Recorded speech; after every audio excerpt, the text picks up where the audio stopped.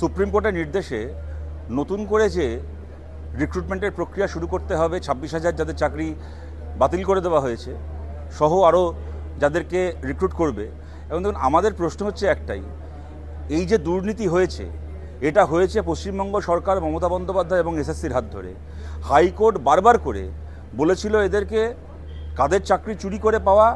পয়সা দিয়ে কেনা এবং কাদের চাকরি স্বচ্ছভাবে ডিমার্কেট করতে। এসএসসি করেনি, তখন এরা উদ্ধত্তের সঙ্গে বলেছিল হাইকোর্ট এরকম রায় দিচ্ছে, আমরা সুপ্রিম কোর্টে বুঝে নেব। সুপ্রিম কোর্টে কী বোঝার বুঝলেন আপনারা সবাই দেখেছেন, ওদের দুগালে চড় পড়ল। এরপরে যে নতুন করে রিক্রুটমেন্টটা করা হবে, যে এসএসসিকে ছত্রে ছত্রে সুপ্রিম কোর্টের অর্ডারের ছত্রে ছত্রে যে এসএসসির অপরাধকে চিহ্নিত করা হয়েছে, লাইনে লাইনে লেখা আছে যে এসএসসি ইচ্ছা করে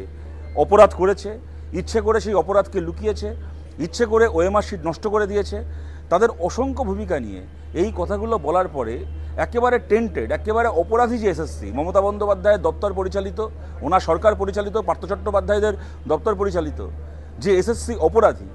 সেই এসএসসির হাতেই যদি নতুন করে আবার রিক্রুটমেন্ট হয় 3 মাসের মধ্যে, তাহলে সেই রিক্রুটমেন্ট কতটা স্বচ্ছ হবে, কতটা স্বচ্ছ হবে সেই নিয়োগ নতুন করে? কেন এরাই তো সেই চুরিটা করেছিল। এবং যাদের কাছ থেকে তৃণমূলের নেতারা পয়সা নিয়ে বসে আছে, তৃণমূলের নেতারা পয়সা নিয়ে যাদেরকে চাকরি বিক্রি করেছে, এসএসসির মাথায় তো এই দায় থাকবেই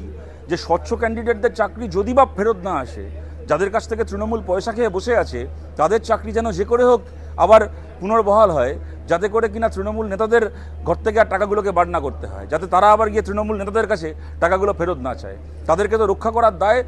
মমতা ব্যানার্জির আছে, মমতা ব্যানার্জির গভর্নমেন্টের রয়েছে, এসএসসির রয়েছে। এমত অবস্থায় আমাদের পরিষ্কার দাবি হচ্ছে এই টেন্টেড এসএসসি, এবং এটা আমাদের কথায় নয়, একেবারে সুপ্রিম কোর্টের রায়ে যাদের ভূমিকাকে চিহ্নিত করা রয়েছে সেই এসএসসির হাতে এই নিয়োগকে স্বচ্ছভাবে করা যাবে না। একেবারে কোর্ট অ্যাপয়েন্টেড একটা কমিটি তৈরি করা হোক, কোর্ট তার মাথার উপর থাকুক, তার কাজকে পর্যবেক্ষণ করুক, এবং শিক্ষাবিদদেরকে নিয়ে মমতা বন্দ্যোপাধ্যায়ের আমলে ঘুষ খেয়ে জেলে যাওয়া চোর শিক্ষাবিদ নয়, সত্যিকারের যারা সৎ শিক্ষাবিদ, যাদের বাংলায় সম্মান রয়েছে, যারা এর আগে বিভিন্ন বোর্ডকে চালিয়েছে, এডুকেশনের বিভিন্ন বোর্ড চালিয়েছে স্বচ্ছতার সঙ্গে, কোনো প্রশ্নহীনভাবে যারা বোর্ড চালাতে পেরেছে, বিভিন্ন